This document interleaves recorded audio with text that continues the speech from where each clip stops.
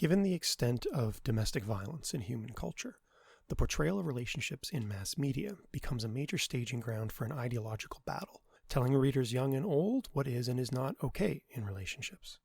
Harley Quinn, as it turns out, can do both, and that's what we're talking about today. Given the seriousness of the subject, I will not, in fact, make one of my beloved dad jokes ahead of our theme song, but I will still give you said theme song because I'm a big believer in comfort and familiarity when things get a little grim. It's still your birthday. It's your birthday.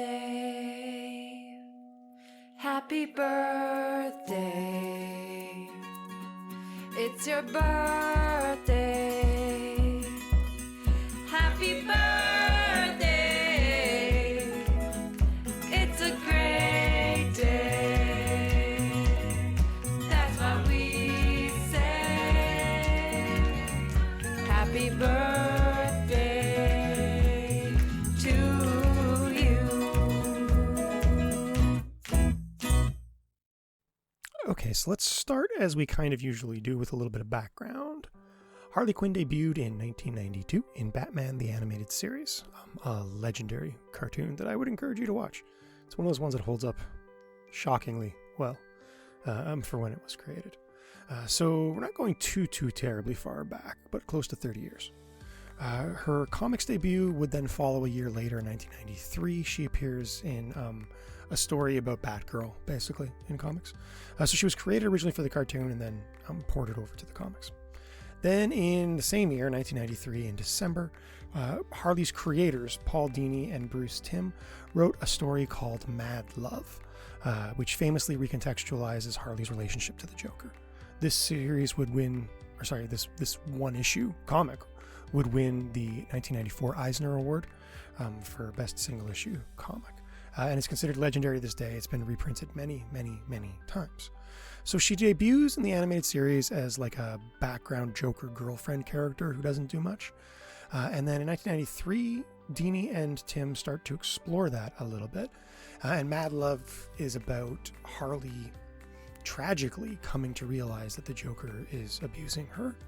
And that she's been lying and manipulated. And Batman very much plays a role as this bystander witness character who knows what's happening and can see it clear as day, but cannot in any way communicate it to Harley because she can't hear him. She's so lost in this relationship that whatever Joker does to her, she just internalizes and rolls with and thinks it's because he loves her. It's remarkably dark for the style in which it's drawn and the series in which it came from. Since that time, Harley has progressively risen through the ranks of DC Comics intellectual properties to become one of their most important characters. She is, as I've said here, DC's greatest breakout character of the last half century. Here's Jim Lee, the head of DC Comics. Quote, "She's the fourth pillar in our publishing line, behind Superman, Batman, and Wonder Woman." End quote. I know all those previously mentioned characters go back to like pre-World War II.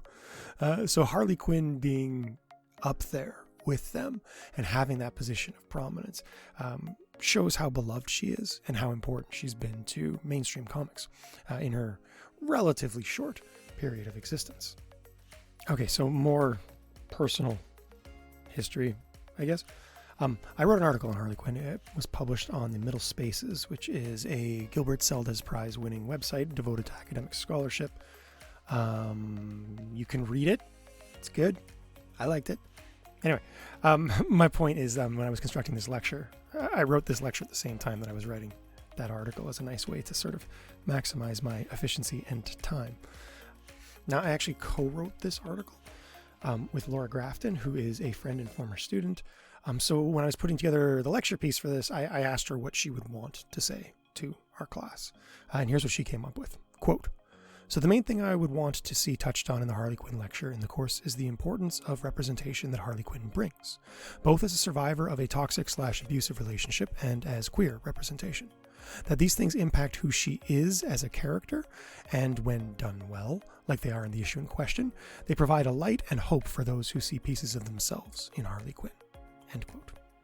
So I'm gonna try to live up to that today. We'll see how I do. So coming back to this idea of domestic violence that we're centering today's lecture around for the most part, not exclusively, let's talk about perception and consequence. This is sort of the weird thing with Harley Quinn. I mentioned that she debuts in 92 as kind of an abused woman. And by 93, she's moving away from that, splitting from the Joker, starting to receive like her own sense of agency, or at least striving towards it.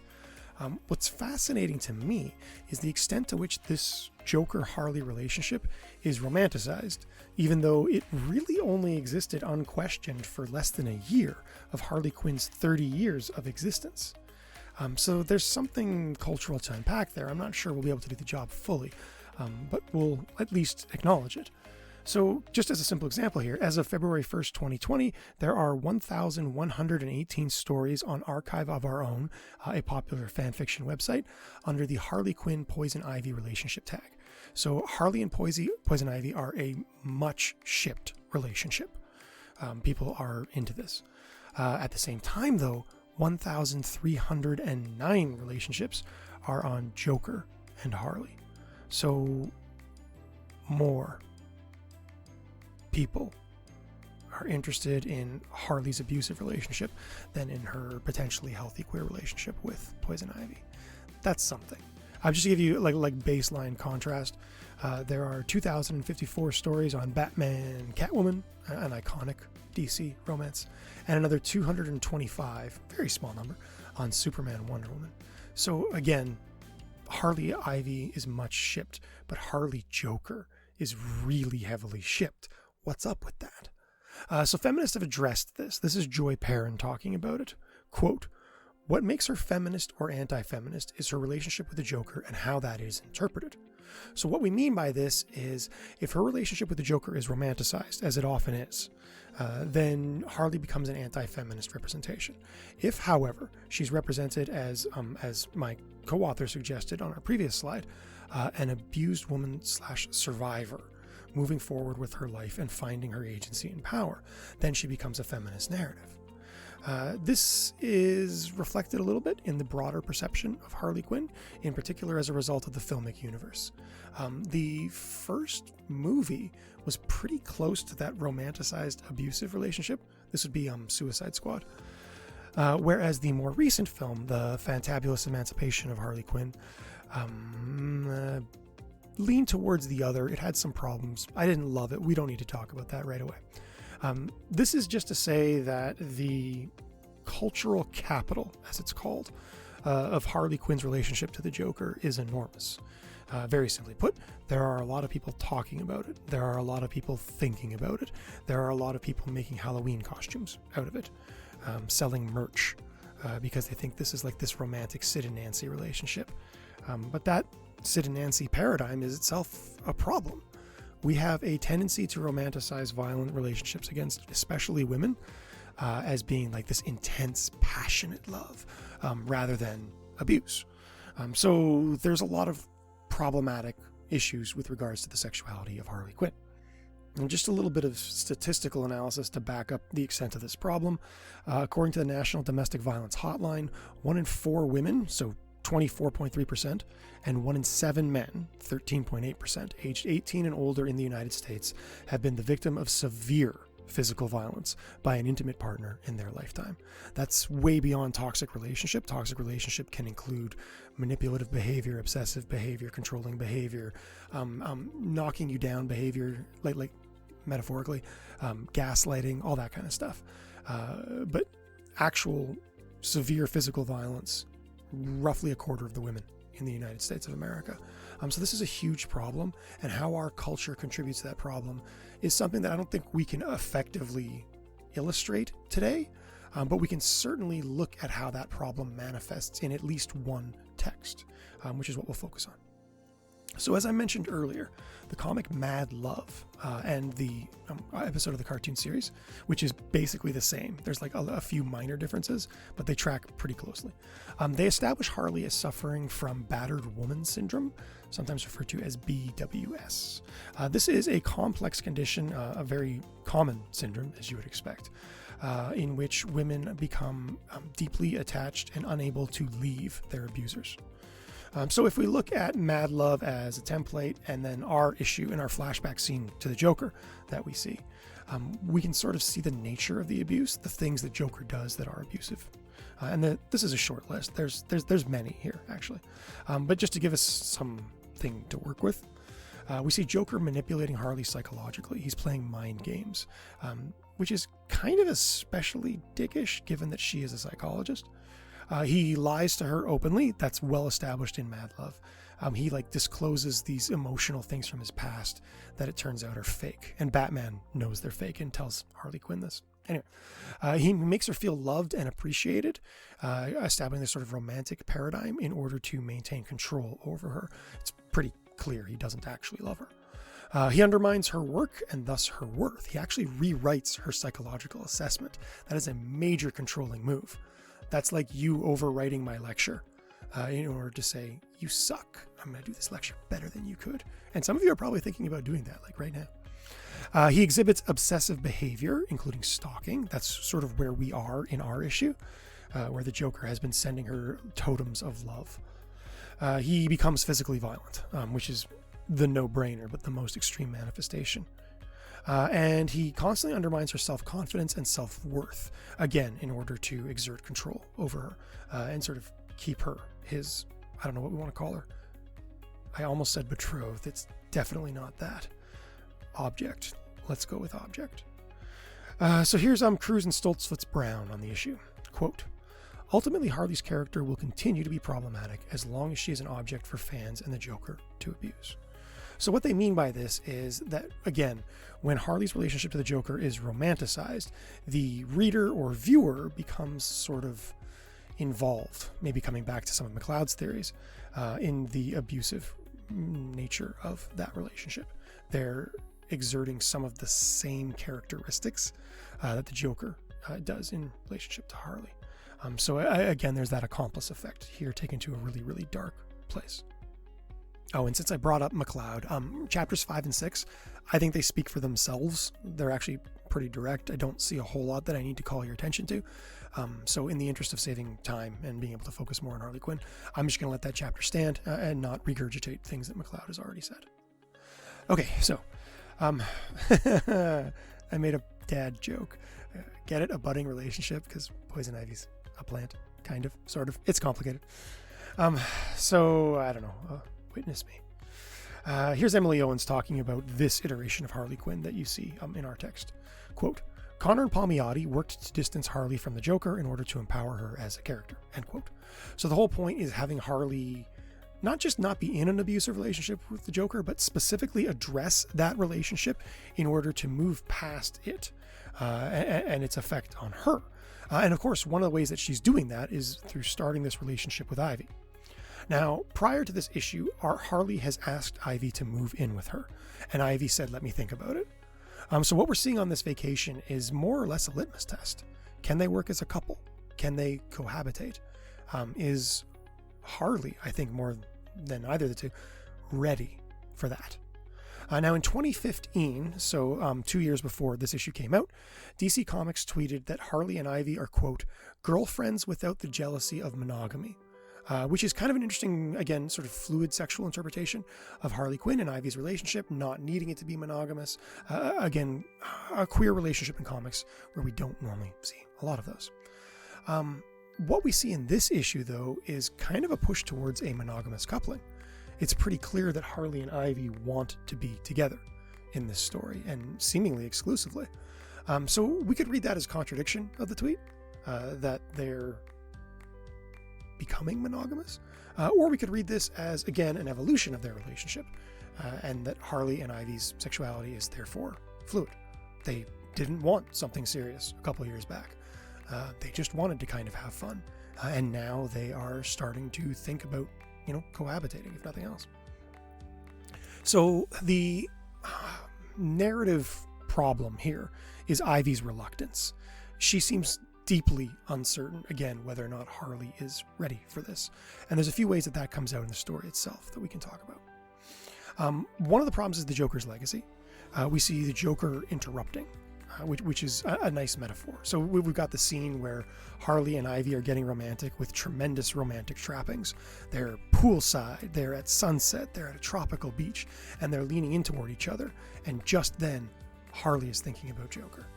And has to tell that story about Joker and flashback to Joker. So you can see him interrupting the romantic progress in a very literal way.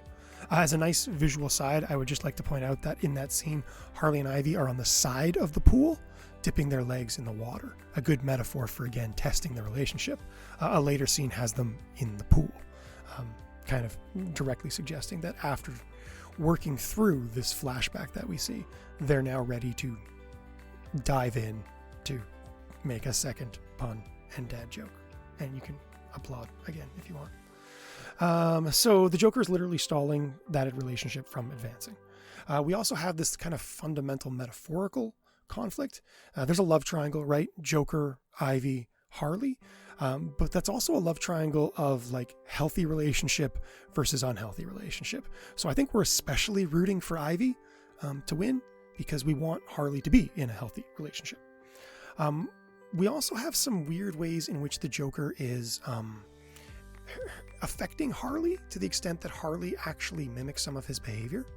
So most notably, and I want to point out, I should clarify here, this is my co-writer, Laura Grafton's point that I'm stealing aggressively, because it's a good point.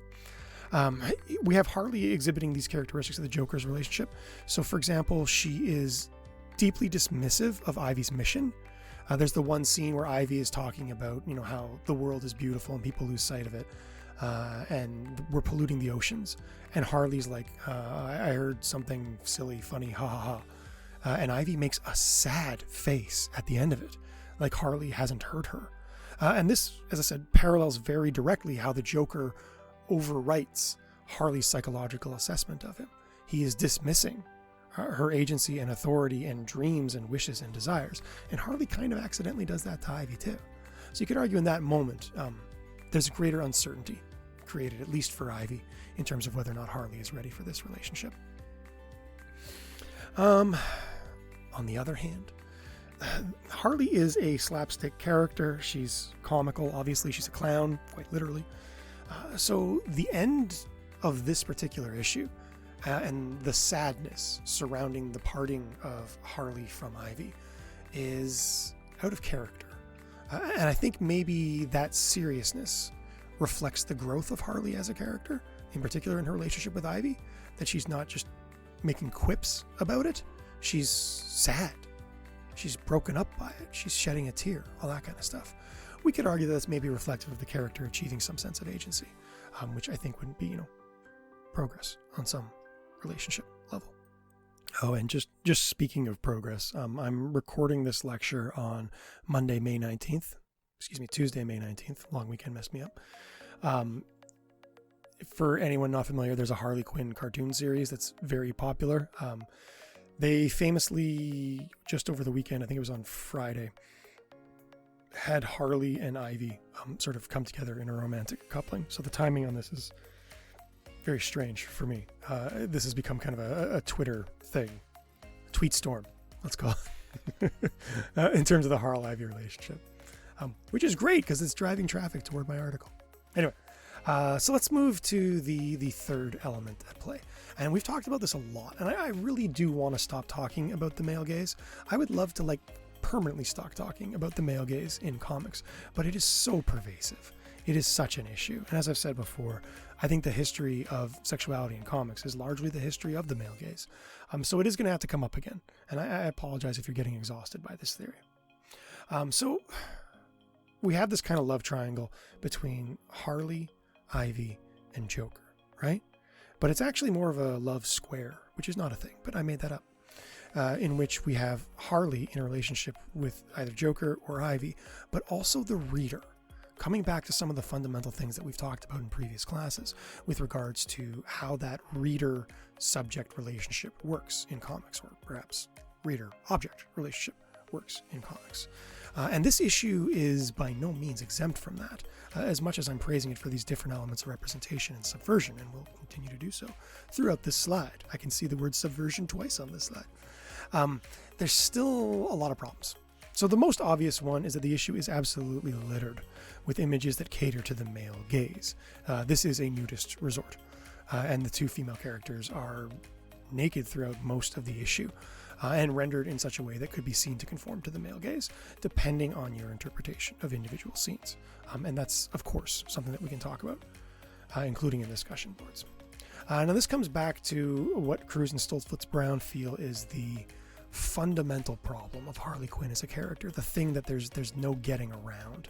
Quote, Harley Quinn was ultimately created as a sexy side character designed to satisfy a voyeuristic male gaze. End quote. Now, if we come back to our work on Mulvey, know that the male gaze is specifically defined by Mulvey as controlling and invasive. So, as a result, if we are subjecting Harley to the male gaze, we're once again exhibiting characteristics of how the Joker treats her. So the reader is placed in that domineering relationship to the character. And again, we come back to McLeod's accomplice effect. The idea that you are dominating this woman by leering at the character the way that the comic encourages you to, or maybe even in some cases demands you to. So how do we get around this? Well, I think Cruz and Stoltzfus-Brown are ignoring the fact that, again, the character has evolved tremendously, basically from the outset. And coming back to the idea that Harley can pivot and become a feminist character by portraying a survivor's narrative in a hero. That's big. That's something. So, the trope of sexualizing WLW relationships, that's woman-loving woman relationships. Here's Julia Scanlon and Ruth Lewis. They refer to this as, quote, the social and cultural context in which a version of lesbian sexuality is appropriated by masculinist institutionalized heterosexuality, which they describe as the, quote, naughty problem of sexual objectification and the male gaze.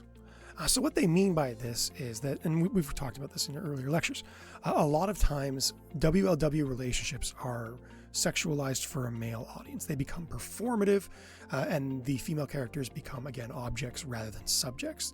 They don't have agency. We're not rooting for them to do anything other than be sexy, I guess is the easiest way to describe it. So this is a long-standing tradition. As we've discussed before, it's a long-standing tradition in comics. And we could argue this issue is absolutely falling into that, even as it's trying to subvert some of those tropes. So maybe a flawed portrayal. At the same time, though, I would argue that Connor and Palmiotti are certainly conscious of the male gaze throughout this issue. They constantly subvert it through anti-erotic components, sometimes in the most literal possible ways. So you have your two naked female characters rendered with absurd visual proportions, very much in keeping with the male gaze, leaning into kiss, and what jumps into that pool with them but a whole bunch of naked senior citizens. And if you track the characterization of the naked senior citizens throughout the entirety of the comic prior to that scene, it's gross. I don't want to look at that. This is horrifying. So having that anti-sexual image, and no offense for cruelty to senior citizens that this thing is implying or trading upon, jumping into that pool and interrupting for a second time the potential WLW highly sexualized scene that may have otherwise been unfolding and which there was a clear trajectory towards is, to me, interesting.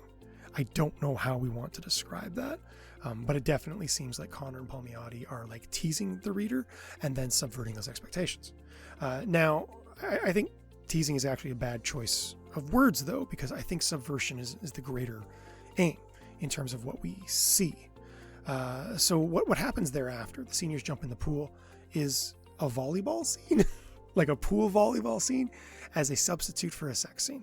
Now, clearly that scene presents the opportunity to, again, create male gaze images of Harley leaning in to conduct a volley kind of thing while naked. So you could argue that it's satisfying the male gaze 100%. But it's actually kind of a fun scene. They're playing, they're free, they're open. And then Harley climbs out of the pool and we see her visibly sighing at Ivy. That, I don't know, it's in a way, I would argue, well drawn. That doesn't seem sexual. It seems loving and romantic.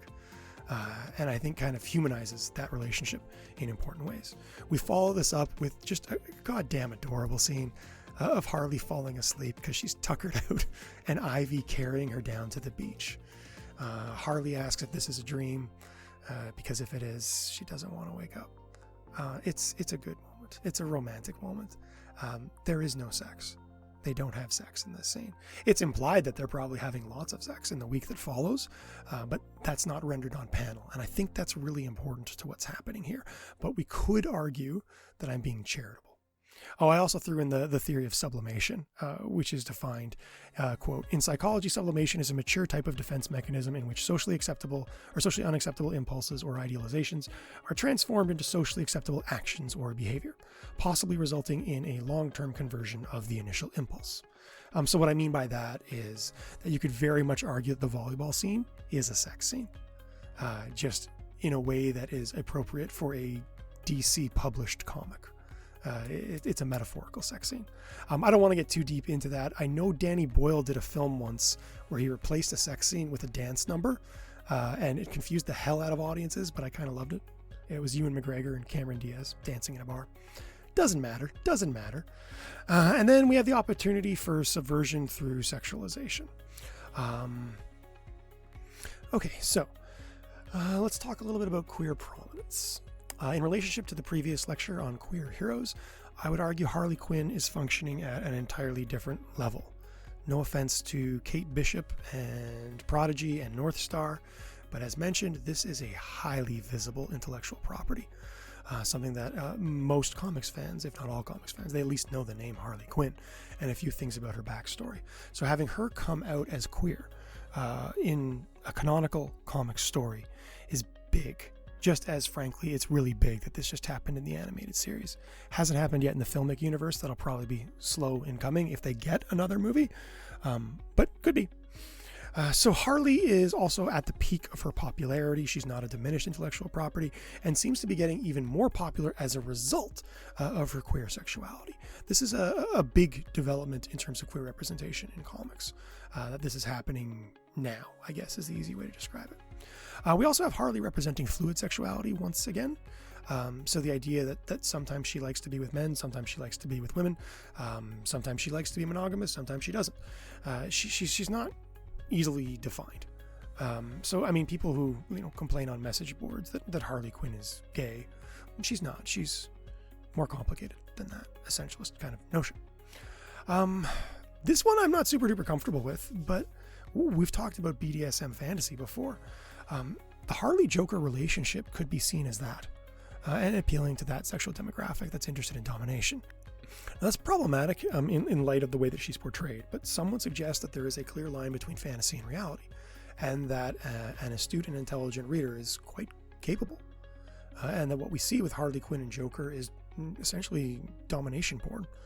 And we shouldn't be so quick to judge it because people don't actually want that. I mean, think about something like Conan the Barbarian.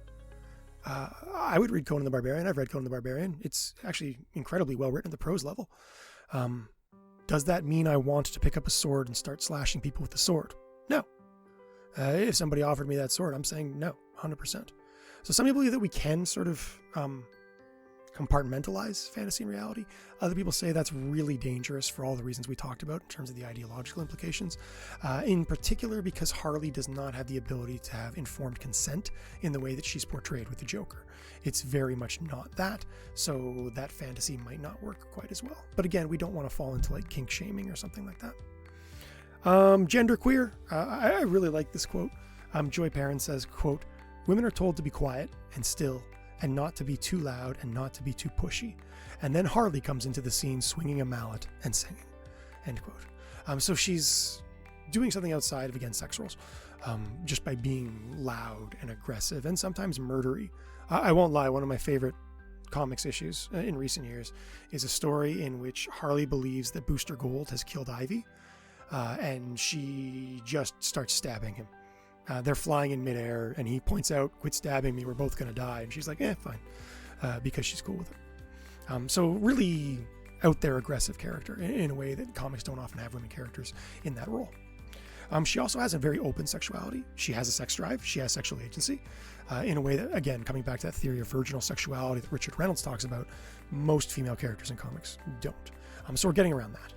And then just as a recommendation, I guess, I wanted to point out that roughly a year ago, Mariko Tamaki, a really good Canadian comics writer, did a young adult take on Harley Quinn that keeps the queerness in it, which is remarkable for DC Comics aimed at young adults. I do not think DC would have the guts to do that. And it's just delightful if you get a chance to read it. I think it'll add a lot to your understanding the character cultivated through our lectures. Giving myself too much credit there. Okay, so before discussion questions, I just wanted to call your attention to a valuable resource. If you or anyone you know is experiencing relationship abuse, and we know that the numbers are up as a result of COVID isolation, you can find all manner of resources at the following website, https:/endingviolencecanada.org/gettinghelp. Doesn't matter your sex, gender, situation, the extent of the abuse, anything. They can link you to all kinds of help. So take that up. Coming back to the earlier argument, I really like to think that this portrayal of Harley Quinn that we're seeing here and in some other media is encouraging women to come forward when they're suffering relationship abuse. Maybe even men as well, but as we've discussed, hard to identify across that gender barrier in comics. Okay, discussion questions. Number one, let's do something uncharacteristically simple that should become very complex. I think, fingers crossed. If superheroes are moral paradigms, does Harley work in that context? Is she a role model in this issue, or in general? Let's be dialogic, though. Start your paper with either a yes or a no. She is or is not a role model. Then defend your claim. No flip-floppers. I know that it's always somewhere in between in terms of the truth, but I think it would be fun to have us argue the extremes. We might get somewhere with that. And then question 2, how in sync is this comic in terms of visual and narrative? Are the visuals contributing to the subversive portrayal of sexuality that I've articulated, or are they competing against it through straight conformity to the male gaze? Use examples to prove your point. I believe that the narrative is definitely trying to be subversive. I'm not always convinced the visuals are in sync with that, but they might be. There's some scenes I can think of where the visuals are working pretty hard. So I don't know, let's take that up and see what you think, and see if you can point us to some examples that work.